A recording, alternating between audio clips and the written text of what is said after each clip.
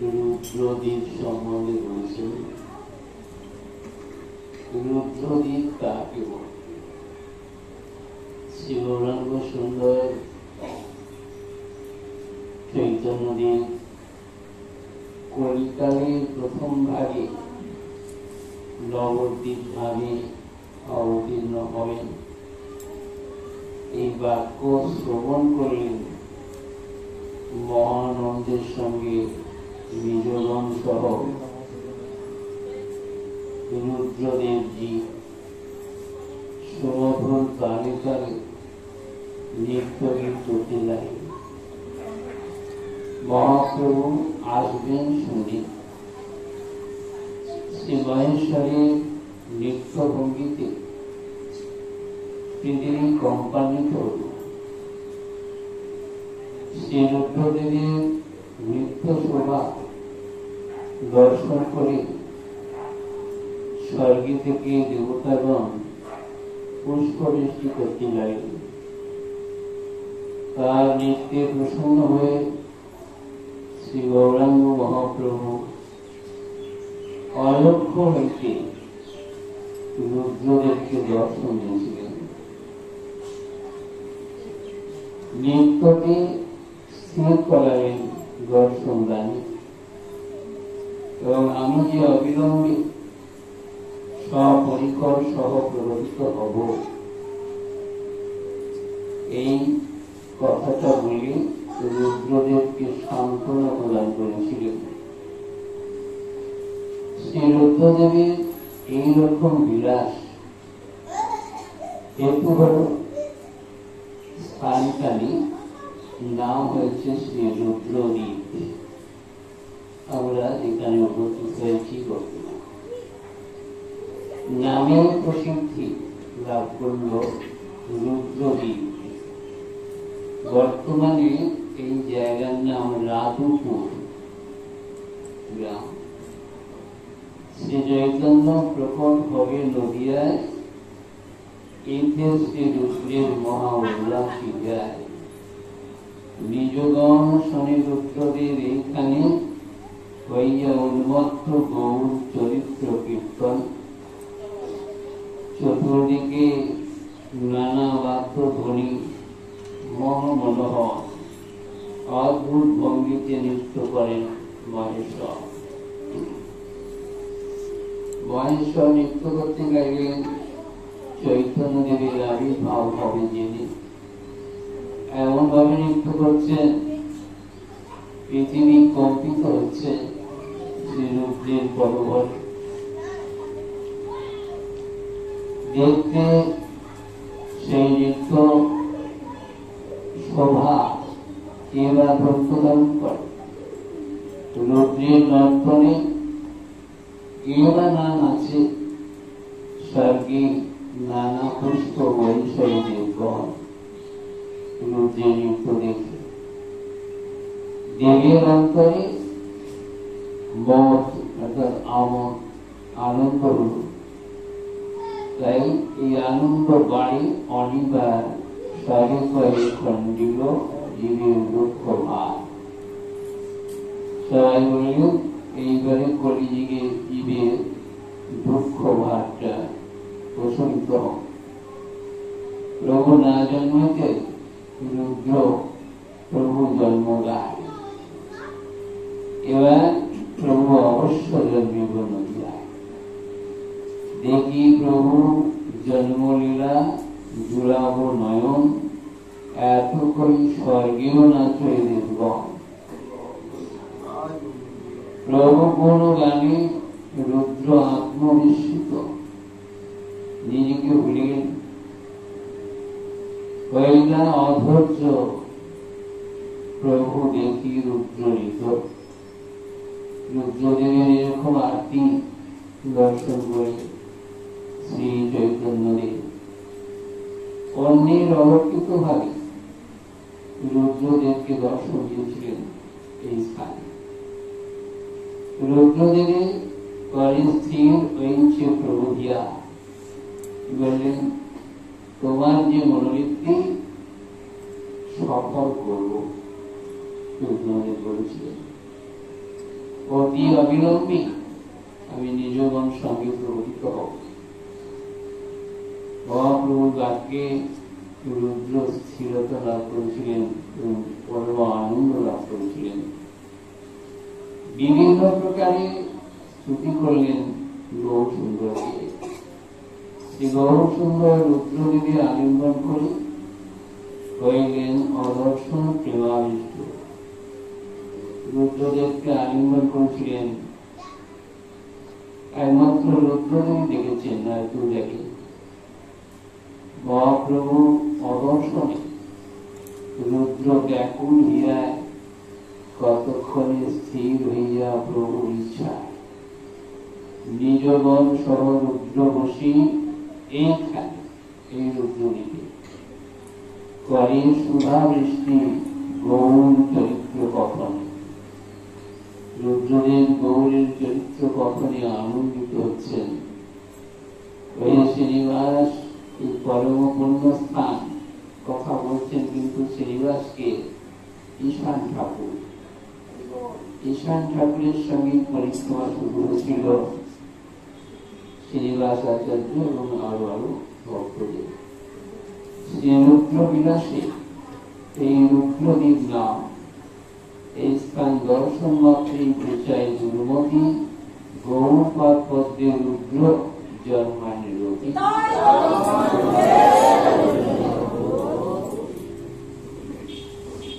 রুদ্রপাড়া নিগয়া ঘাট থেকে 1 কিলোমিটার পূর্ব দিকে, অর্থাৎ গঙ্গার পূর্ব তীরে রুদ্রপাড়া অবস্থিত। এখন গঙ্গা বহু সরে গেছে, প্রায় 1 কিলোমিটার দূরবর্তী ছিল নিগয়া ঘাট থেকে। এই গ্রামের অপর একটা নাম হচ্ছে রাধুপুর। গ্রামে শ্রী রুদ্রদেবের মন্দির দর্শন। শ্রীরাম নবদ্বীপ পরিক্রমা চলা অবস্থায় যাত্রীগণ প্রথম দিন এই নিগয়া ঘাট হইতে গঙ্গা নদী অতিক্রম করে এইখানে আগমন করে থাকে। সেই জন্য এই জায়গার নাম হল রুদ্রদ্বীপ, রুদ্রদেবের আবির্ভাব। তারপরে পরপর পণ্ডিতগুলো বললেন মাহিষ্য কবি আছে রুদ্রপাড়ার উত্তর ভাগে, আর 12টা গঙ্গানগরের উত্তর পশ্চিম ভাগে। কোন একদিন ভরদ্বাজ মুনি সমুদ্র আদি তীর্থ ভ্রমণ করতে করতে চারুকা নামক জায়গায় উপস্থিত হয়েছিল এবং সেই স্থান থেকে শ্রী নবদ্বীপ ধামে আগমন করে এই উচ্চ জায়গায় উপস্থিত হয়েছিলেন। টিলার উপর উচ্চ স্থান পরবর্তী বলে যায় পরবর্ত শ্রী গৌর হরি আরাধনা করিতে থাকেন। তার আরাধনায় সন্তুষ্ট হয়ে শ্রী গৌর হরি এইখানে তাকে দর্শন দান এবং কৃপা করেছিলেন। সেই জন্য ভরদ্বাজ মুনি যে টিলার উপরে বসে ভজন করেছিলেন সেই টিলার নাম হল ভরদ্বাজ টিলা এবং স্থানটি বারুইটানা বলে জগতে প্রসিদ্ধ হয়েছে। বারুইটানার উত্তর পাশে রয়েছে ছোটা স্থান, নিরঞ্জননগর ইত্যাদি গ্রামও রয়েছে। শঙ্করপুর, বিহারা, দুর্গাবাস, বিল্লপক্ষ বা বিল্লপক্ষের মধ্যে বেলপুকুর তাকে বলে। প্রাচীনকালে এই স্থানে পঞ্চবক্র শিবমূর্তি অবস্থিত ছিলেন। পঞ্চবক্র, বক্র মানে বাঁকাই হবে। মূর্তিতে যে কোনো বিষয়ে যে কোনো লোক অর্চনা করতেন সবাই মনোবৃত্তি পূর্ণ মনোবাসনা। সেই জন্য কিছু তপস্বী ব্রাহ্মণ মনোরথ সিদ্ধির জন্য এই শিবমূর্তিকে বিল্বপত্রের দ্বারা পূজা করেছিলেন। এক পক্ষ কাল মানে 15 দিন বিল্বগানে পূজা করবার পর শ্রী শিবজি প্রসন্ন হয়ে তাদের সম্মুখে প্রকট হয়েছিলেন এবং বর প্রার্থনা করতে আদেশ করেছিলেন।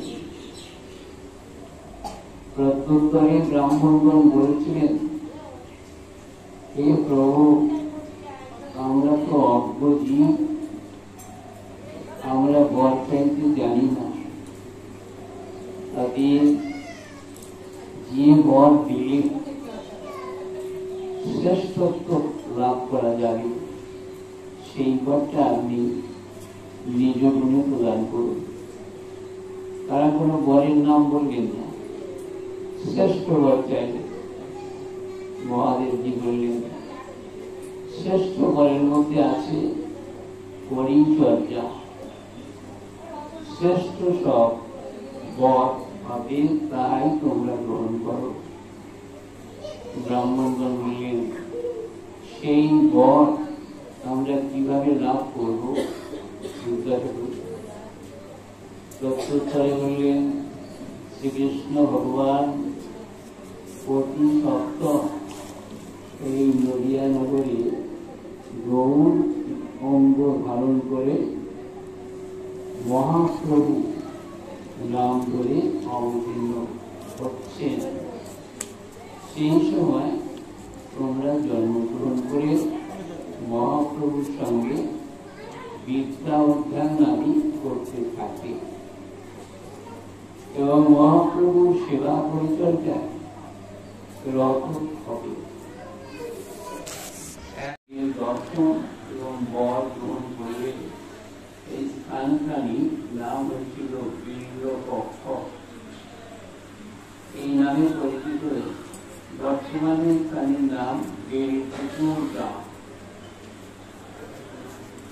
এক সময়তে বহু তপস্বী ব্রাহ্মণ মনোরম সিদ্ধি হেতু করেন শিবের অর্জন। এক পক্ষ মানে 15 দিন দীর্ঘ দলে পূজিত শিবিরে হইলেন শিব মহাপ্রসন্ন অন্তর। শিব সন্তুষ্ট হয়েছিলেন বিল্লপক্ষের দ্বারা পূজা দিয়ে কৃপা নিতে চাহি পঞ্চবক্র মহেশ্বর। পঞ্চানন বলা হয় মহেশ্বর, সেজন্য পঞ্চমুখ। বিপ্রগণে কহে গৃহ নিজ অভিষ্ট বর। ব্রাহ্মণগণ বললেন আমরা তো কোনটা শ্রেষ্ঠ বর সেটা তো জানি না, আপনি নিজ গুণে সর্বশ্রেষ্ঠ কার্য বর সেটা আপনি দিন। অনুগ্রহ করে মোর সবারই দেহ তাহা। এক পক্ষ বিল্লধরে পুজিল ব্রাহ্মণ, এই হেতু বিল্লপক্ষ নাম বিজ্ঞাপন। শ্রীনিবাসাদি ভক্তগণকে ঈশান ঠাকুর কথাগুলো বলছেন জায়গা দিতে দিতে। এ স্থান দর্শনে পঞ্চভক্ত মহানন্দে মিলায়ন পরম দুর্লভ গৌর সঙ্গে। শ্রী সতী মাতার পিতা হল নীলাম্বর চক্রবর্তী। এই গ্রামে কিন্তু জন্মগ্রহণ ও বসবাস করেছিলেন। তিনি শ্রীকৃষ্ণ লীলায় ছিলেন গর্ভ আচার্য। নন্দ মহারাজের পুরোপুরি শঙ্করপুর হইতে 1 কিলোমিটার পূর্ব ভাগে এবং সোনাডাঙ্গা হইতে 1.5 কিলোমিটার পশ্চিমে বেলপুকুর গ্রাম অবস্থিত। গ্রামে নীলাম্বর চক্রবর্তীর বসবাসের স্থান শ্রী মদন গোপাল মন্দির এবং বেলফলের বৃক্ষ আদি দর্শন হয়। বেলপুকুর, এই বেলপুকুর গ্রামের পশ্চিম ভাগে বলাইনগর, উত্তর ভাগে সুজনপুর এবং পালিকা গ্রাম অবস্থিত। এইভাবে এইখানে মহাদেবের আরাধনায় এসে দর্শন দিয়েছিলেন চৈতন্যদেব জন্ম হওয়ার অনেক আগে এসেছিলেন। সেই জন্য এই বেলপুকুর গ্রামে যারা পরিক্রমা করেন প্রথমে কিন্তু এখানে আসেন। এখানে মহাপ্রভু আবির্ভাব হয়েছিল শিবের আকাঙ্ক্ষায়। তারপরে আমরা চলে যাব সীমন্ত দিকে। সেখানেও এরকম অবস্থা আছে। একদিন কৈলাস পর্বতে শ্রীমন মহাদেবজি উচ্চৈশ্বরে সমস্ত অবতারের যত ভক্তবৃন্দ ছিলেন তাদের নাম পঞ্চমুখে ব্যর্থ করে উদ্দণ্ড নৃত্যগীত করতে লাগলেন আনন্দে ভক্তদের নাম ধরে। কারণ তিনি তো ধ্যানের মাধ্যমে জানতে পারেন ভক্তগণ নদিয়ায় অবতীর্ণ হয়ে শ্রীমন মহাপ্রভুর সঙ্গে লীলায় মগ্ন হবেন। এই অবস্থা দেখে পার্বতী দেবী কি দেখলেন? মহাদেবের নৃত্য এরকম অবস্থা কোন দেখা যায়। পার্বতী দেবী জিজ্ঞাসা করলেন, জিজ্ঞাসা করতে এবং মহাদেবীও নৃত্য গীতকে স্থিরতা করবার কোন প্রকার উপায় বাহির করতে পারছেন। অতঃপর নিজের ইচ্ছায় মহাদেবী নৃত্য গীত স্থির করেছিলেন। সামনে দেখলেন পার্বতীকে দেবী সমুদ্র হাস্য বরণ দর্শন করে নিজের পাশে বসিয়ে তখন পার্বতী দেবী পরমানন্দের সঙ্গে বলতে লাগলেন, হে প্রভু, আজ যে বিভিন্ন নাম উচ্চারণ করতে করতে এরকম সুমধুর নৃত্য গীতানি করলেন, তাতে মনে হচ্ছে কলিকালে এই সমস্ত নামে ভগবানের ভক্তগণ প্রবর্তিত হবে। প্রত্যুত্তরে মহাদেব কি করতে লাগলেন, হ্যাঁ দেবী, কলিকালে সতীদেবীর গর্ভে শ্রীকৃষ্ণ ভগবান শ্রী গৌরাঙ্গ মহাপ্রভু নামে অবতীর্ণ হবেন এবং শ্রী হরিনাম সংকীর্তনের প্রভাবে জীবের দুঃখ দুর্দশা দূরীভূত করবেন। চৈতন্যদেব সংকীর্তন প্রচার করে জীবের দুঃখ দুর্দশা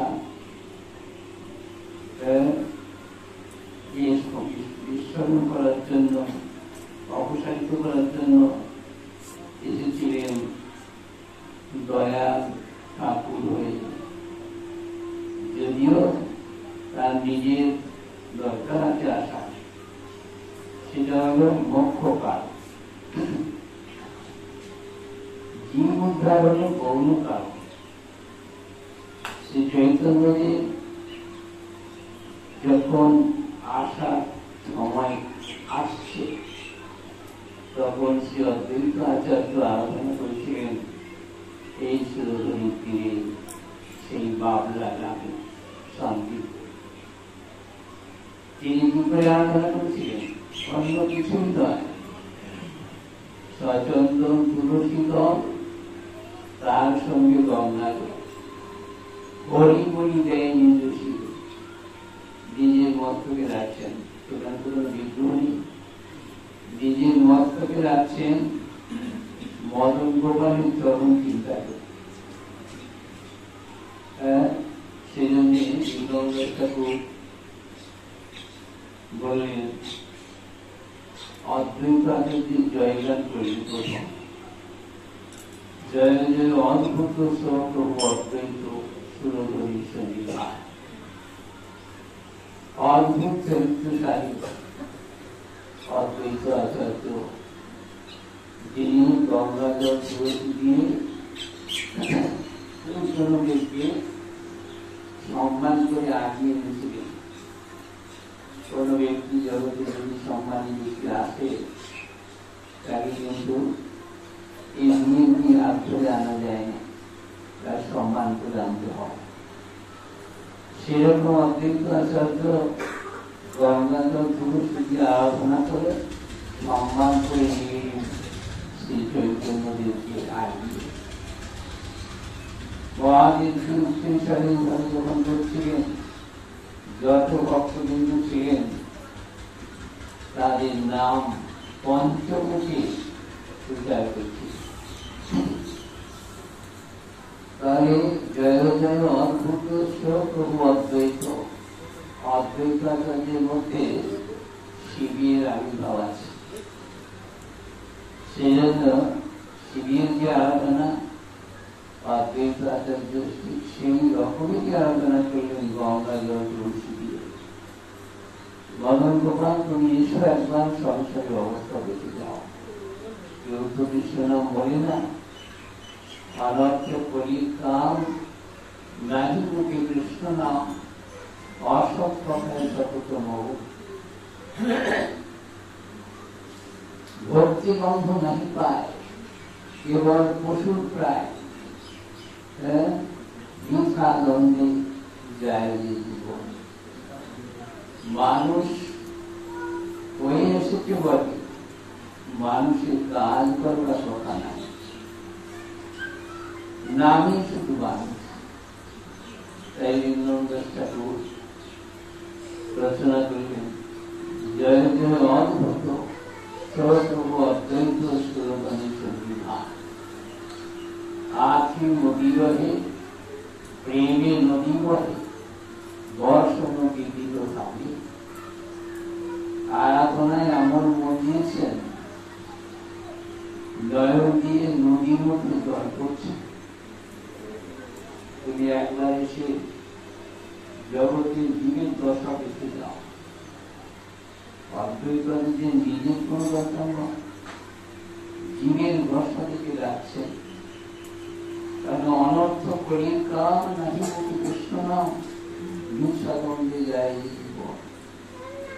তাদের বিছানে জীবনটা চলে যাচ্ছে, মনুষ্যত্ব থাকছে।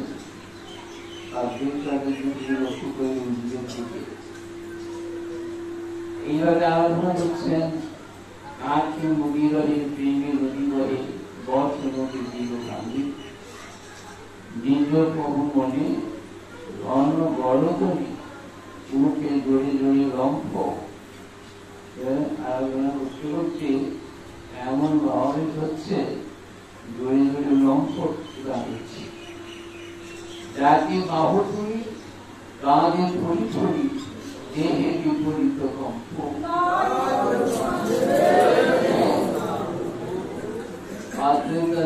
বাহু তোলার কারণ ছিল, বাহু তুলি যে আরাধনা বা হরিনাম যারা করে তাদের কিন্তু ওই বাহু তোলাটাই স্বর্গের অমঙ্গল নষ্ট হয়। আর চরণ দ্বারায় যে নৃত্য করে, ওই নৃত্যের দ্বারায় পৃথিবীর অমঙ্গল নষ্ট হয়। আর ভক্ত যেদিকে তাকিয়ে থাকে ওই রকম উন্নত হয় কীর্তনে, সেই দৃষ্টি শক্তিটাই 10 দিকের অমঙ্গল নষ্ট করে। সেই জন্য অদ্বৈত আচার্য বাহু তুলে রাখছেন, রাখছেন যাকে বাহু তুলি কাঁধে ফুলি ফুলি, দেহে বিপরীত কম্প। এই মদন গোপাল কি লক্ষ্য করে দেখেছি? মদন গোপাল তুমি একবার জীবের দশা দেখতে চাও, আমার হৃদয় সহ্য হয়। তুমি না এলে অদ্বৈত আচার্য কিন্তু ইচ্ছা করলে নিজেই করতে যেতে পারতেন, তিনি মহাবিষ্ণুর অবতার। বলে কি হবে, দাস দাসত্ব না করলে তখনও নিজের প্রভু জানা যায়। জগতের জীব কিন্তু সবই দাস, জীব নিত্য বিশ্ব এটা ভুলে গেছে বলে মায়া পিছাচি করাই গেছে। এখন মায়া দাসত্ব করছে, দাসত্ব তাকে করতেই হবে, যেহেতু দাস। যেখানে করার মতো ছিল সেখানে হচ্ছে, দাসত্ব হচ্ছে অন্য জায়গায় মায়ার কবলে।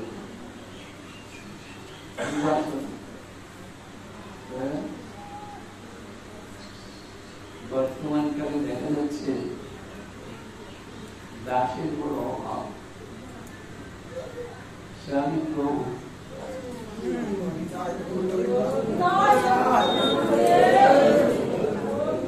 শাস্ত্রী কিন্তু বলেছেন প্রভুর মধ্যে দুজন, নিত্যানন্দ প্রভু অদ্বৈত প্রভু আর শ্রী চৈতন্য মহাপ্রভু। এছাড়া মহাপ্রভুর সঙ্গীদের মধ্যে কেউ কিন্তু প্রভু ছিল না। স্বামী দাস বর্তমানে কিন্তু প্রভু উচ্ছেদ হয়ে দাস উচ্ছেদ হয়ে প্রভু বসে গেছে। জীব কখনো প্রভু এটা বড় আশ্চর্যের কথা। এও করি কাজ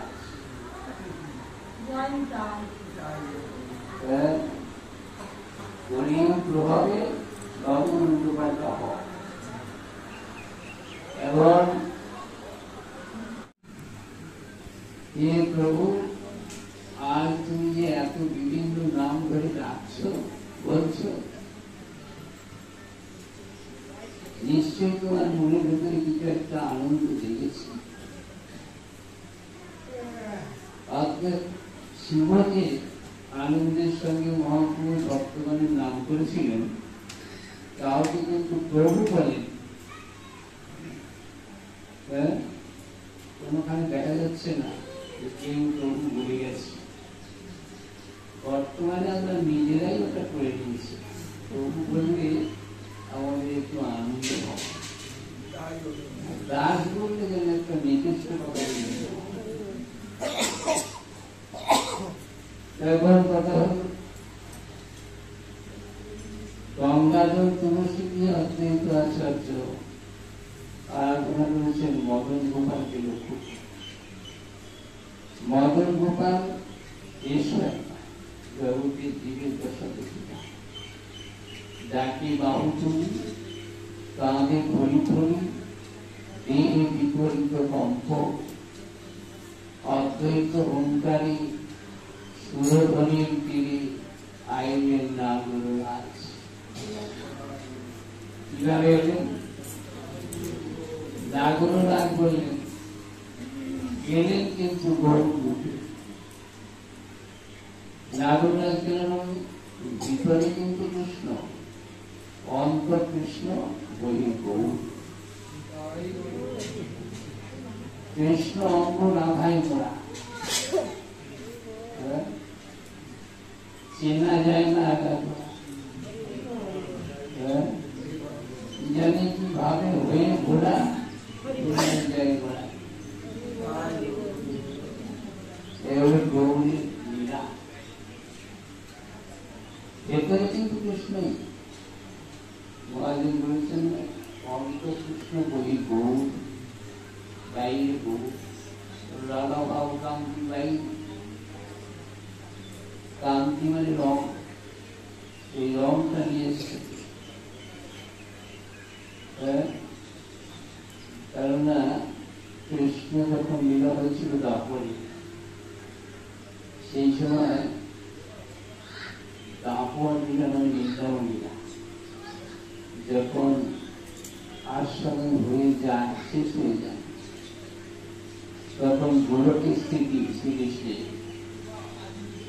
গোলকের স্থিতিকালে শ্রীকৃষ্ণ মনে মনে চিন্তা করি অনেক ভাবে আমি লীলা আস্বাদন করলাম বটে, কিন্তু অভাব বোধটা কিন্তু মনে যাচ্ছে। কিসের অভাব? শ্রীকৃষ্ণ ভাবছেন শুধু আমি প্রভুত্ব করে এসেছি, দাসত্ব করিনি। অনাদি আদি গোবিন্দ সর্বকারণের কারণ। তিনি হচ্ছেন ভাবনাটা করছেন আমি শুধু সেবা গ্রহণ করেছি, সেবা করি। সেবা করতে গেলে সেবা করতে হবে। সেবক না হলে তো সেবা হয়। প্রভু কখনো সেবা করে, সেবক হয়েছে, দাস হয়েছে, তবে তো সেবা করবে। দাস প্রভু সেবা করে। শ্রীকৃষ্ণ এই মনোভাবটা মানে চিন্তা করছিলেন গুরুকে। কিসের অভাব? এত ভাবে আমি সেবা গ্রহণ করেছি, সেবা কিন্তু করি।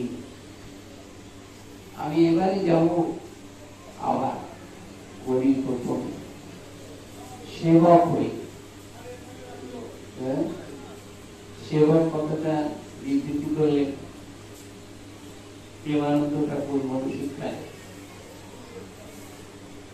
সে গ ক তিনটে যে অক্ষর, এই তিনটে অক্ষরে বিবৃতি করেছেন প্রেমানন্দ ঠাকুর। সে অক্ষরটার কথা বলতে প্রথম, সে অক্ষর করে কর গুরু সেবা, স্বীকার গুরুর বা বলেন। সে অক্ষরটা বলছে গুরু সেবা করে। আর গুরু সেবা তখনই হবে যখন গুরু বাক্য পালন করবে।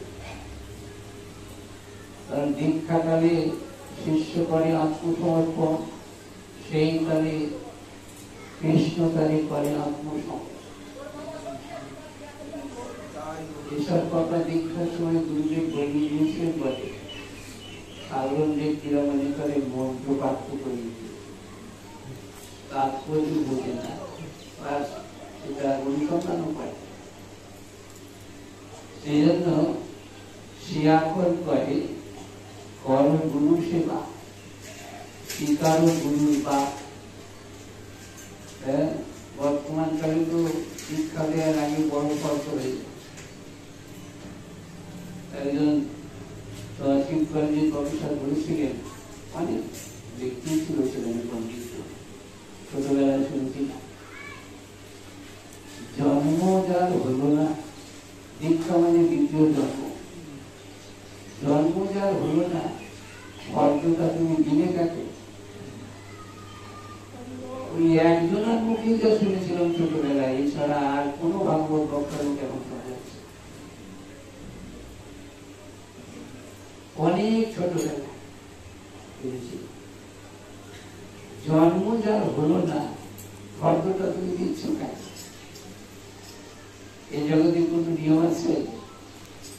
কোন পিতা যখন পুত্রকে জন্ম দেবে তার আগে তার সঙ্গে একটা চুক্তি করে দেবে।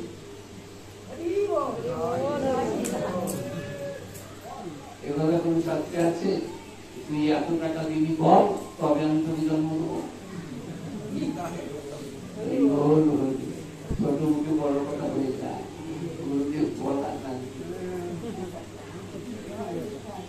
আমার নিজস্ব কথা নয়। সেই ছোটবেলাকার কথাটা মনে হয়। তিনি কিন্তু এমন কোন ব্যক্তি ছিলেন না, শিব কলেজের প্রফেসর, অথচ চৈতন্য শ্রীমদ ভাগবত এমন ভাবে ব্যাখ্যা করেছিলেন, সমস্ত পন্ডিতরা কিন্তু অবাক হয়েছে। সৌভাগ্যক্রমে গুরু কৃপায় সেই সব কথা কানে বুঝেছিল। যাই হোক, এরকম নিয়ম যখন নেই, তাহলে দীক্ষা মানেই তো হলো দ্বিতীয় জন্ম। জন্ম হলো না, শিষ্য তো কামনা বাসনা ব্যক্তি, বলতে পারেন গুরুদেবকে, গুরুদেব দীক্ষা নিতে গেলে কি সব রাখবে, বক্তা বলা স্বাভাবিক, সে তো মাইক কি সৎগুলো যদি হয়,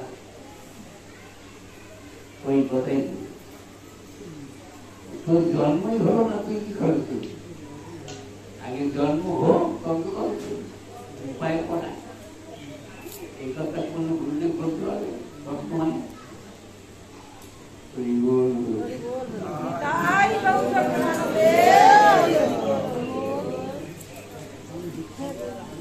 এখন কথা হলো, দীক্ষাকালে শিষ্য করে আত্মসমর্পণ, সেই কালে কৃষ্ণকালে করে আত্মসমর্পণ। নিজের মনে করে তাহলে সে আক্ষর করে কর গুরু সেবা, স্বীকার গুরুর বাক, প্রাণা সেবী, স্ত্রী বাক পালিনি, সে ছাড়ি রইল বক। ঠাকুরের মনশিক্ষা, এসবের মধ্যে তো সিদ্ধান্ত রয়েছে। মূর্খ ব্যক্তিও যদি বুঝবার চেষ্টা করে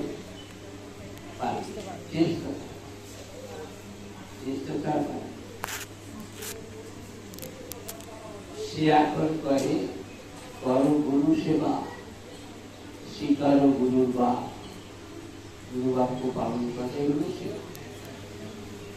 তা না করিলে শ্রীবাদ পানি স্ত্রীর হুকুম ঠিক থাকে। গুরু বাক্য যদি কেউ বলে গুরু বাক্য পালন করুন করুন, কি করে করবো? শ্রীবাক্য পালন করবে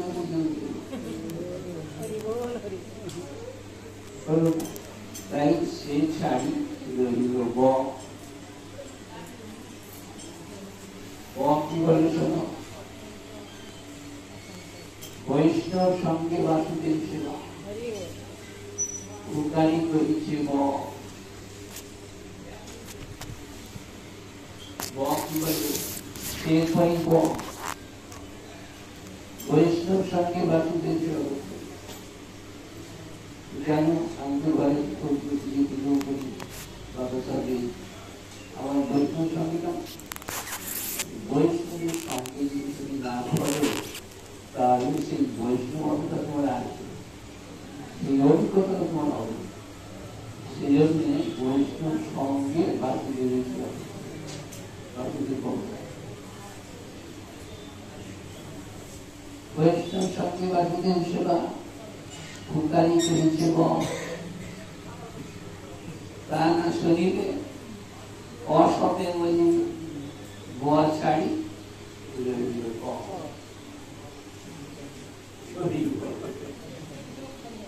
বোয়া ছাড়ি রইল শুধু একটা আছে। কি বলে বলে গহনা কৃষ্ণের চরিত্র শ্রবণ কীর্তন জ্ঞান,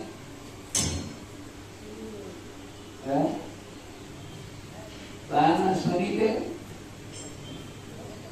সংসারে মজিবে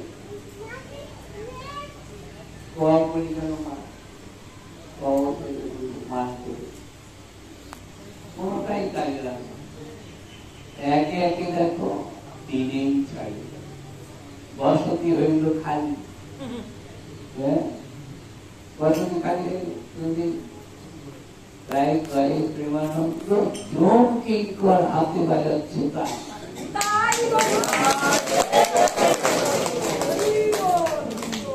জমির যে দুধেরা ঘুরে যাচ্ছে তারা হাতে তাড়িয়ে রয়েছে আনন্দে। এইবার তোমার জমি বাড়ি নেওয়ার মতো অবস্থা করেছে।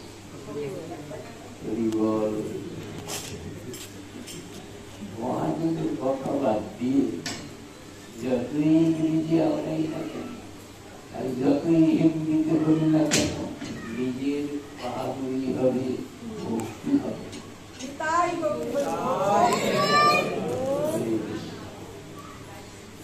এসব মহাজনের বাণী ওয়াদের সবাই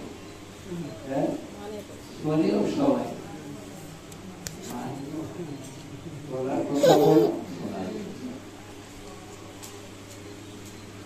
যে একটা কিছু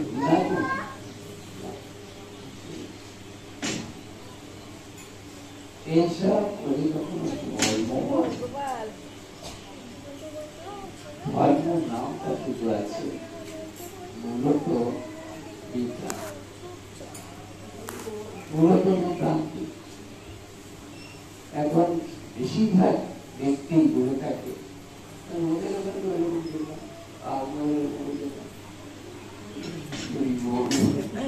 আমি কি বললাম, বললেন তো প্রেমানন্দ ঠাকুর, সেটা তো তার বলে জানে না, ওরা খুব করে এইসব নিয়ে তো কোনো বিচার হয়, বিচার নাম হলো বিচার করিয়া মনে নতুন করল, বিচার করিয়া মনে ভক্তি রস আস্বাদনে মধ্যস্থ ভাগবত। মানুষের বুদ্ধি কোনো বিচার করতে হয়, মানুষের কথা বলল বিচার করুন, বিচারের স্থানই হল ভাগবত। সেখানে যে বিচার করছে সেই বিচারটা যে করতে পারবে বিচার করতে হবে। প্রতিজন্ম যদি করে নাম সংকীর্তন তথাপি নাম পাবে কৃষ্ণ।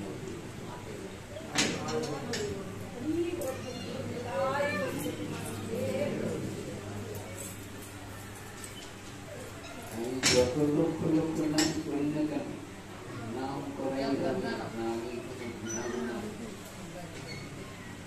কারণ নামে রীতি ইতিহাস না, শুধু মুখে বলার মতো তাও না বলা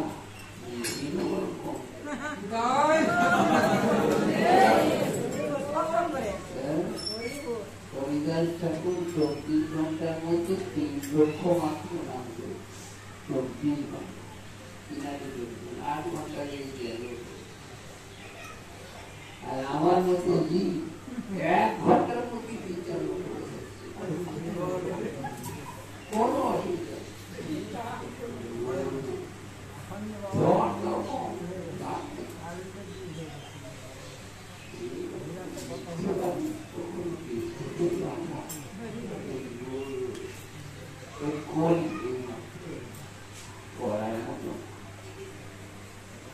এই সমস্ত কথা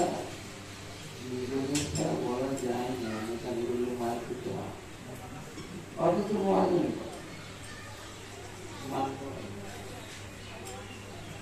সেই জন্য এইসব লীলাস্থান আমরা দর্শন করতে এসেছিল।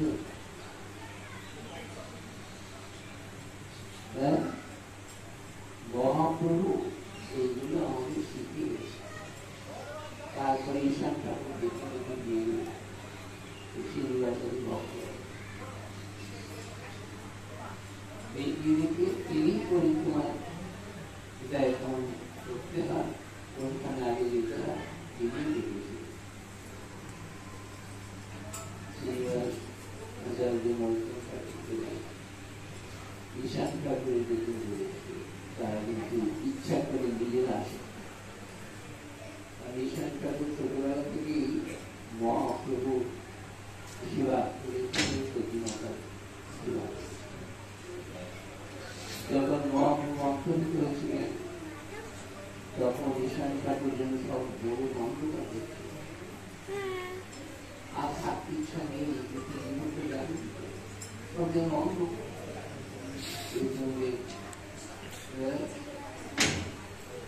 বাইরে চলে গেছেন। আর সবজি দিয়ে সবসময়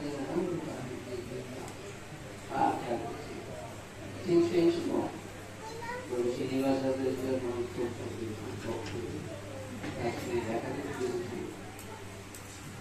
লোক একজন বৃদ্ধ ব্রাহ্মণ রাস্তা দিয়ে আসছিলেন, তাকে ঈশান ঠাকুর হ্যাঁ গো তোমাদের নাম বলছিল বলে, তোমাদের কি সেই নাম? যাও যাও সেই এখন অন্ধ হয়ে গেছে। চৈতন্যদেবকে হারিয়ে তার চোখে অন্ধ, তোমাদের তো নাম বলছিল, যাও যাও। যে ওরা গিয়ে ঈশান ঠাকুরকে প্রণাম করে পরিচয় দিয়েছে, তখন যেন দৃষ্টি শক্তি এলো বিষয় তোমরা এমনি বলে তাই দৃষ্টি শক্তি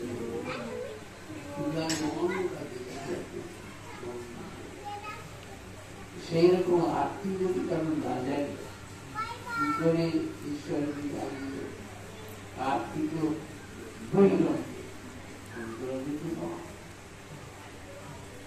অন্তরঙ্গ দৃষ্টি শক্তি ইচ্ছা যতক্ষণ না আসবে ততক্ষণ বহিরঙ্গই থাকবে।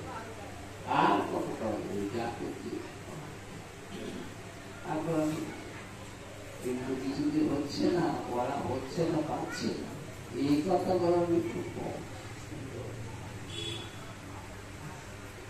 এটা তো দ্রব্যের জিনিস নয়, এটা হলো নগ্নতা। পার্বতী সব কথা বলা আছে অনেক জায়গায়। মহারাজের বহু এক সময় কবিদের কাছে যাচ্ছে, তার কাছে বলে শোনাচ্ছে রাজা হয়ে যায়। ঠিক সেই সময় বড় জড়বড় হয়েছিল, বনের মধ্যে গেছিল তোর মতো। কারণ বড়টাকে জানেন যে হরিণের দিকে আমি তাকিয়েছিলাম বলে হরিণ বাচ্চা থেকে এর পরের জন্য হরিণ হচ্ছে যাচ্ছি ভাবনাকে যাচ্ছি যেমন যেমন ভাবনা করতে করতে মৃত্যুবরণ হবে গীতাকে বলা তেমন তেমন ভাবি তোমার জন্ম হবে যখন গণিত প্রসাদ দিয়েছিলেন রাজেন্দ্রবাদীর নিয়োগ ছিল উপযুক্ত পুত্র হলে তার উপরে ভাব দিয়ে বনে তৈরি করেন না হলো গ্রহণ করছে বনে গিয়ে ফলা ফুলবাড়ি টাকা দিতে এইসব যোগ্য পালন সেইভাবে ভগবানের আরাধনা করতে ভরত কিন্তু তাই করছে কিন্তু করলে কি হবে মায়া তার পিছনে রয়েছে মায়া বড় বড় মায়া তার পিছনে গ্রহণ করছে চান করতে একদিন গিয়ে নদীতে দেখবেন একটা হরিণ বাচ্চা ভরত ভাবলো আমার সামনে বাচ্চাটা মারা গেল তুলে চান হয়ে গেল হওয়ার পরে মনে মনে ভাবছে এ তো শিশু বাচ্চা এগুলি এখন যে কোনো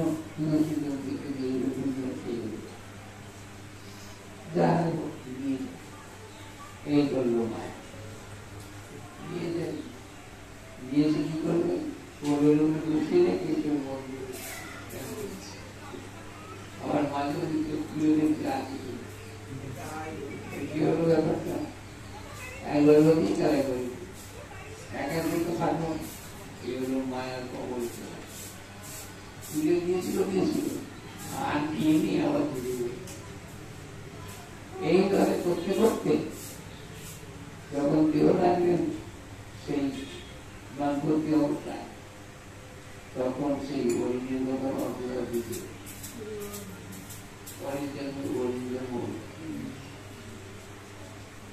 ভাবনা এমন জিনিস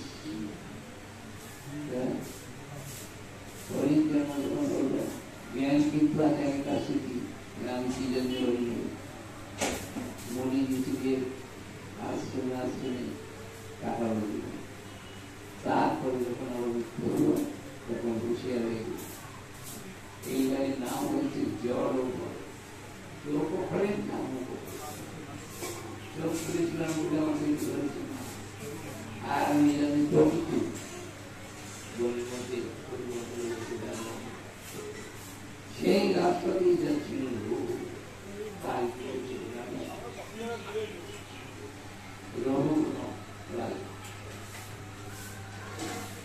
এখন যারা পালকি বইছে উনি দেখুন রাস্তা ভেঙে যেতে হচ্ছে তারা যেন পেয়ে উঠছে খুব কষ্ট করে চোখে কি হচ্ছে লাঠি যাচ্ছে বিরক্ত লেগে যাচ্ছে মারা যাচ্ছে এবং বাজি বলছিলাম কি তোমার ওটা দৌড়াচ্ছে না কিভাবে আমরা পেয়ে উঠি এমন রাস্তার পরিস্থিতি ওর জন্য তো বটেই ঠিক আমি তো ওরা দেখতে পাচ্ছি এবং মুখ বাড়িয়ে দেখলো ওই যে ওখানেও তো রাজা ছিল আর কি বড় মুখ বাড়ি বললো ওই ওই লোকেরা তাদের চেনে যারা বলেছিল তারা ওর কাছে ব্যবসায় তুমি লালন যেটা আছে তোমার মনে হয় কেন না টাকা দিল এরকম টাকা দিতে আমি কিন্তু জীবনিত খুঁজে দিয়েছি মুখও খুঁজি তোমরা আমার একটা বহন করে কেন আমরা নয় রাজামকে ডাকলাম রাজামশাই হ্যাঁ ঠিক আছে আমি কি বার করে কি বলছেন রাজামশাই আমার যারা পালকি হয়েছে ওরা পেরে উঠছে তোমার কেউ কিছু প্রবিষ্ট খুবই খুব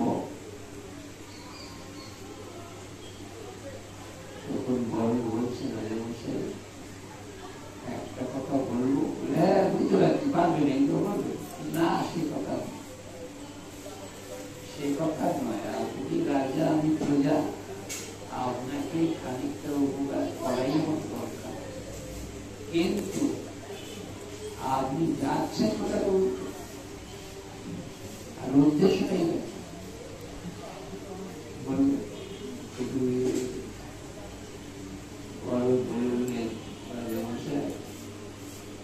আপনি যেখানে যাওয়ার কথা মনে করে বেরিয়েছেন সেটা কিন্তু এই রাস্তা নয়। আপনি তো রাস্তা ভুলে গেছেন, ভুল করে আসছেন। তার মানে হল গোপীন্দ্রের ভগবানের এক অবতার। ভগবানের তার দর্শন করতে আপনি যাচ্ছেন মানুষের কামনা করে চলে, এটা তো সে রাস্তা নয়। গোপীন্দ্রের দর্শন আপনি পাবেন। গোপীন্দ্রকে যদি দর্শন করতেই হয় তাহলে মহৎ ব্যক্তির পায়ের তলা নিয়ে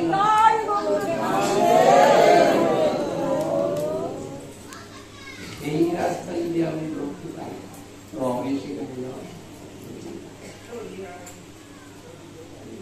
আমার পাড়া পাড়া কোনো কথা রাস্তায় ঢুকবে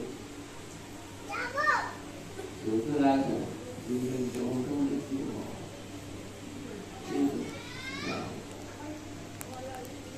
যতক্ষণ পর্যন্ত সঠিক রাস্তা না জেনে কেউ চলবে ততক্ষণ ভ্রমই করবে। বর্তমানকালে ভ্রমের অভাব নেই, ভুল পথে যাওয়ার অভাব নেই, সঠিক পথটাই খুঁজে না পাওয়ার উপায়ও নেই।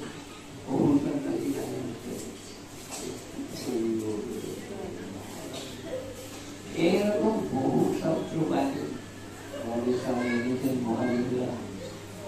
যদি কেউ একটা বাক্য মানতে পারে তার মধ্যে মূল হল গুরু বাক্য পালন। তাহলে কিছুই জানতে কোনটা ভালো কোনটা মন্দ কোনটাই জানতে, এর নিয়ম। এইরকম প্রমাণ বহু দিয়েছেন শাস্ত্রে মহাদেব বাণী, বহু দিয়েছেন। আমাদের শিক্ষায় আছে, তাই প্রেমানন্দ ঠাকুর প্রথম লাইনে বলেছেন মন তুমি কি ভাড়া, প্রথম লাইনটা এখন বলা হয়, তারপরে এগুলো বলেছে তুমি কি ভাড়ামি কর। ভাড়ামি মানে ঠকানো। মনকে বলছেন মন তুমি আমাকে তো ঠকাচ্ছ কেন। প্রেমানন্দ ঠাকুর বলতে পারেন না, আমরাও বলতে পারি। সেই বুদ্ধি কিন্তু আমি দিই, তিনি অনুভূতি করেছেন তাই বলে গেছে বা আমাদের জানাবার জন্য ব্যবস্থা করে। সেই জন্য যে পবিত্রকে সত্যকে করতে চাইবে তার নাম হবে সাধু। সেই সাধুকে শাস্ত্র বলেন সাধনা। তুমি যখন সাধু অবসরে মনে করেছে তখন তোমাকে সাবধানে আসতে হবে, তাহলে কিন্তু আগাতে পারে। সাবধান বাক্য হল সবচেয়ে দুর্বল।